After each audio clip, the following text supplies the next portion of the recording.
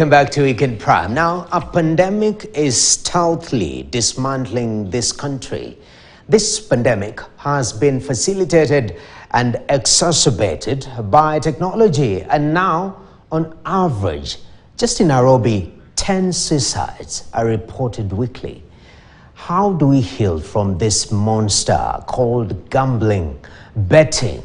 I'm joined by Harrison Irungu, who is a counseling psychologist and also an addiction counselor, to talk about this situation. Harrison, thank you for making time to talk to Weekend Prime.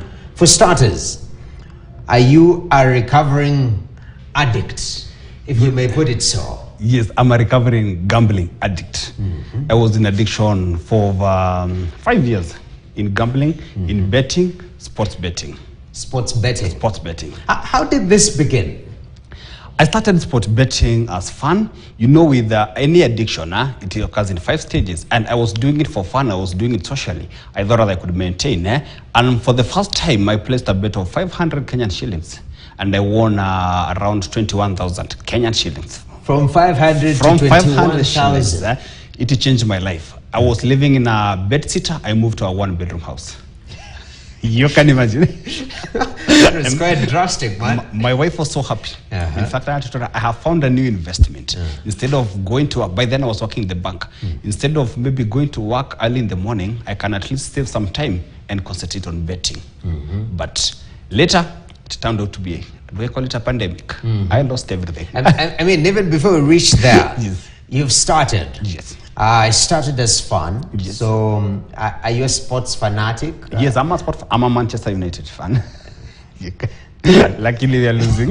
That was not a factor to it. You know, sometimes like these Arsenal fans. These Arsenal fans, yeah. Yeah, but so starting being a sports fan, then placing a bet. And making 21,000 from 500 shillings, that is diabolical. That is a return on investment that a lot of people are not seeing in this country. Over 2,000. That's crazy. Yes. And you're working in the bank. I was working in the bank. So you start changing your schedule, saying, you know, as people call, I call people who bet waekezaji, because they're investors. But they're not investors, they're risk takers. They're risky takers. So this particular situation, how did you start changing? How did it start affecting your work life? Normally what happens in betting, at first it starts as something fun, something you can do it socially, something that you have control. You can control even the amount you're betting. I placed about maybe 500, but I could not exceed that. But as you progress in gambling, as you progress in the addiction, tolerance increases. The 500 I felt good, but with time, I never felt the anxiety. I never felt the happiness. So I needed to increase the amount. So the 500 was not viable and I had to go above 500. They reached a point I could place a bet of 20,000 or even 10,000 at a single game. And I could, the amount of Manchester game, Manchester, and they end up losing. You can imagine how I used to feel. But you see, as you progress, it's not about winning. It is, as you progress in betting, it's not about winning, it's about the anxiety. Okay. We say gambling it's not a financial problem, but gambling is an emotional problem with financial consequences. Oh, that's a good quote. Yes. Gambling is an emotional problem with financial consequences. Most of the people who are in betting addiction, I'll say even all of them, as long as you have passed the stage 3, gambling happens in stages, as long as you have passed the instrumental stage, now... So the first stage is the introduction. Is the introduction. Your 500 ball. Yes, the experimental. Experimental. And you do it out of curiosity. You do it out of maybe trying to see what is happening. Well, I had somebody won, anyway, let me try my luck. But then you go to social stage, where you do it for fun. You only bet once, maybe on a weekend, or only there is a match day, or something like that. Then you proceed to instrumental. When you proceed now to instrumental stage, you don't have the control. You're just betting it to maybe relieve your stress, relieve an anxiety out of a bad day, out of a financial distress that you are in, and you think that you can win it. But once you enter the instrumental stage, you don't have the control, and now you are betting not for fun, but because your body needs it. Your brain has already been rewired.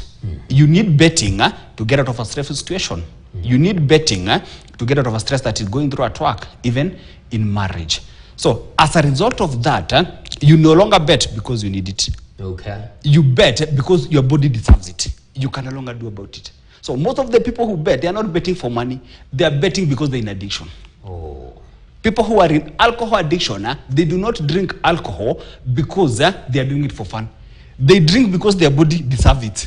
They'll experience the withdrawals if they don't bet. They will experience maybe the tremors, they'll experience the shakes, what you call maybe the eye opener. So in betting, it's also the same. Oh, and you are working in a bank, so you are seeing a lot of money. I'm seeing a lot of money, you can imagine. And now you're starting to use a lot of money. I'm starting to use a lot of money. Even my salary was not enough. I ended up taking a lot of loans from the bank. I remember I used to be paid by the 23, and by the 25th, I don't have anything. I've already consumed I've already bet the whole amount of it. Whoa. And your wife was very happy with the initial investment of 500 turning to 21K. Did she support this journey when now, at what point was she like, we are in trouble here? And you see the problem, why for those people who are in betting addiction, you need to be open to your family members. At first, she thought that I was doing good because you see, I had relocated her from a bedsitter to a one-bedroom house. But then she's now wondering, these guys, all of a sudden, he's coming with 200,000. There's a time I won 224,000. 224,000? From a 50 bob bet.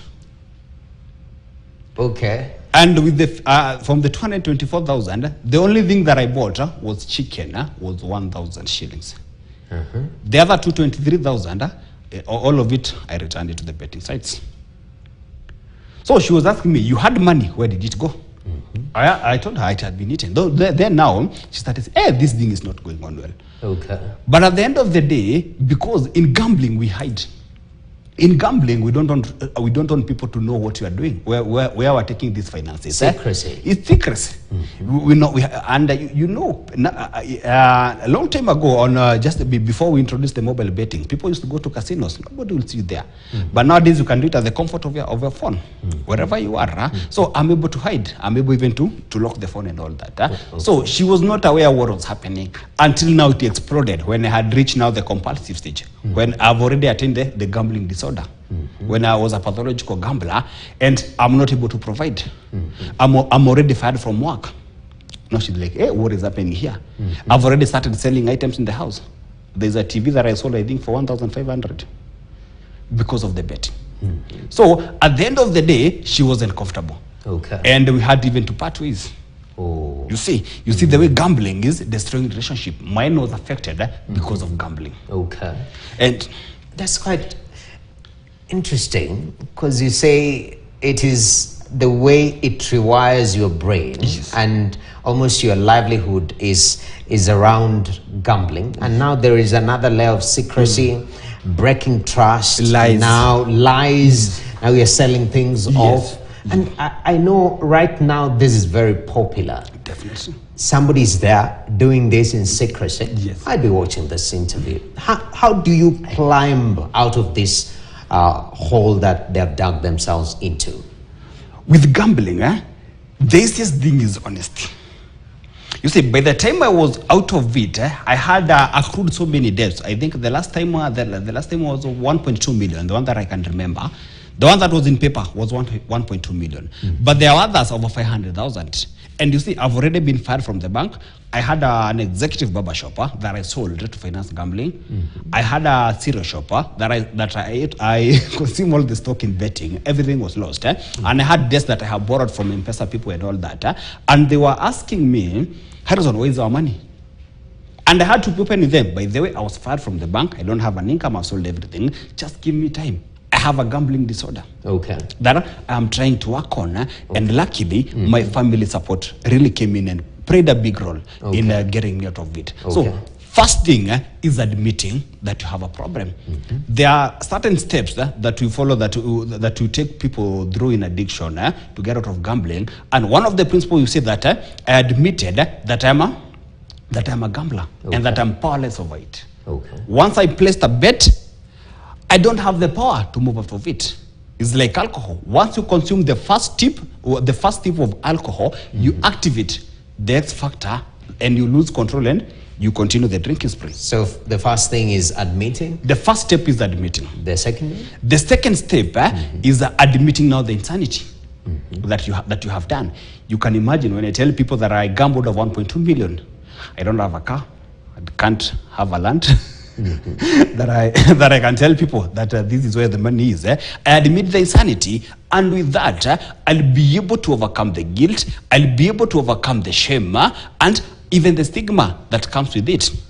Okay. Yeah, you see, I have so many enmities that I created because of that, but because I was able to deal with the guilt, I was able to deal with the shame, I was able to deal with the stigma, then I can move forward. All right. Then after that is maybe paying, you strategize with people. It is true, I don't have this money. How will I repay you? I'm working on myself. This amount I cannot repay you today. Okay. Why don't you have a plan? Okay. Yes. So putting strategies. And I know our time is up. Right now, somebody is like, okay, at least I can relate. This guy has lost 1.2 million plus another 500, but also he's won and lost things, and he's admitted that he was addicted to this. And they want to reach you, talk to you. How do they do that even as we close up this interview? Yes, I'm a counseling psychologist and addiction counselor, and you can reach me on 0724 149 965. Okay. My number is 0724 149 965. I'll take you all through the process of gambling. I'll take you how to get out of it, and even support you, and even pay out your debts. We will strategize. I'll show you how I did it and a plan that will work for you. Definitely. Yes. And that's the beauty, because you've walked this journey, and that practical working with them is very critical. Thank you very much, Harrison. Thank you so much for your honesty. Thank you so much. And it's helping a lot of people, because this is a huge problem. Harrison Irungu, counseling psychologist and also addiction counselor, and he says that first of all you have to admit. So if it is a problem in your life, that secret part that you've hidden somewhere, it's time to open that door. It starts by coming open so that you can find help. Of course, we can take a short break. We'll return with more. Stay tuned.